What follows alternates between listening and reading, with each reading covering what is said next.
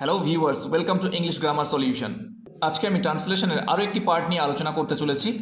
এই ক্লাসে আমরা ফিল লাইক এবং উড লাইক টু ব্যবহার করে খুব সুন্দর সুন্দর সেন্টেন্স গঠন শিখব, যেটা আমাদের ইংরেজিতে কথা বলার জন্য খুবই জরুরি।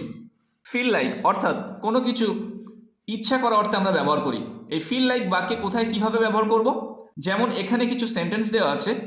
আমার ক্রিকেট খেলতে ইচ্ছা করছে, আমার এখন হাঁটতে ইচ্ছা করছে, আমার কফি খেতে ইচ্ছা করছে, আমার বৃষ্টিতে ভিজতে ইচ্ছা করছে। এই যে বাক্যগুলো আছে, এই বাক্যগুলোকে আমরা কিভাবে ফিল লাইক দিয়ে ট্রান্সলেট করব। ফিল লাইক দিয়ে ট্রান্সলেট করতে গেলে আমাদের যে স্ট্রাকচারটা ফলো করতে হবে সেটা হলো, প্রথমে আসবে সাবজেক্ট, তারপরে আসবে ফিল লাইক, তারপরে আসছে ভার্ব। সবসময় এখানে ভার্বের সঙ্গে আইএনজি যুক্ত হবে এবং শেষে থাকছে অবজেক্ট। আমার ক্রিকেট খেলতে ইচ্ছা করছে, এখানে সাবজেক্ট হলো আমার, আমারটা যেহেতু অবজেক্ট ফর্ম সেই জন্য আমরা সাবজেক্ট হিসেবে নেব আই। আই তারপরে আসছে feel like,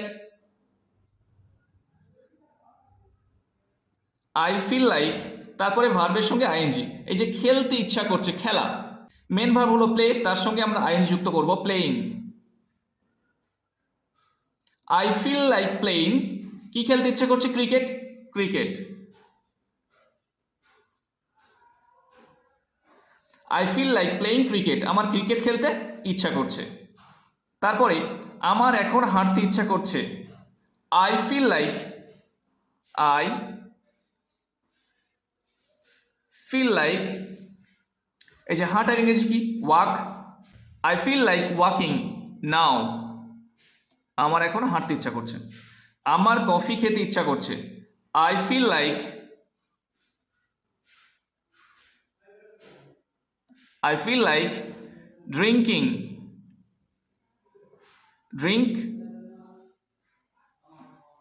I feel like drinking coffee, আমার কফি খেতে ইচ্ছা করছে, I feel like drinking coffee. আমার বৃষ্টিতে ভিজতে ইচ্ছা করছে, I feel like,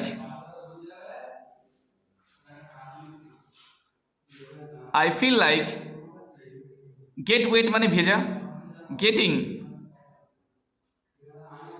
I feel like getting wet বৃষ্টিতে, ইন দ্য রেইন।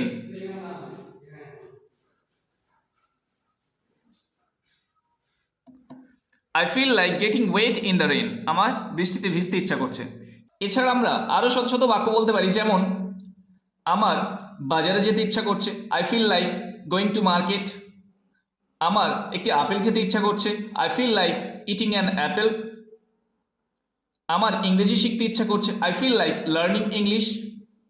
আমার ইংরেজিতে কথা বলতে ইচ্ছা করছে, I feel like speaking English.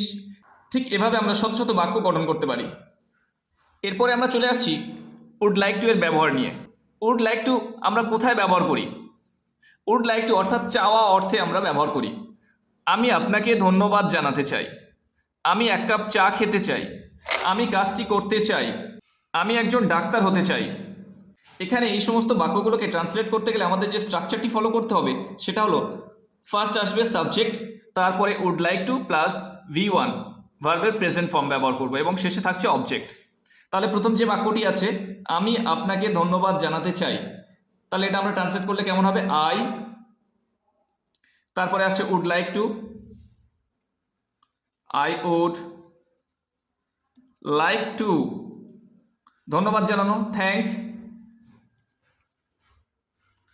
I would like to thank you, আমি আপনাকে ধন্যবাদ জানাতে চাই।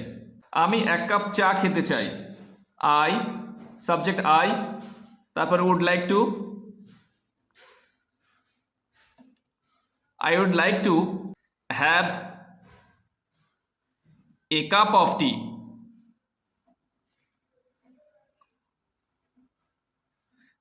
I would like to have a cup of tea, আমি এক কাপ চা খেতে চাই। আমি কাজটি করতে চাই, আই উড লাইক টু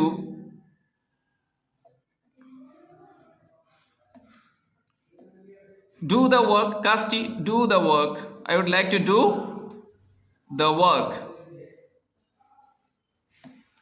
আমি কাজটি করতে চাই, I would like to do the work. আমি একজন ডাক্তার হতে চাই, আই উড লাইক টু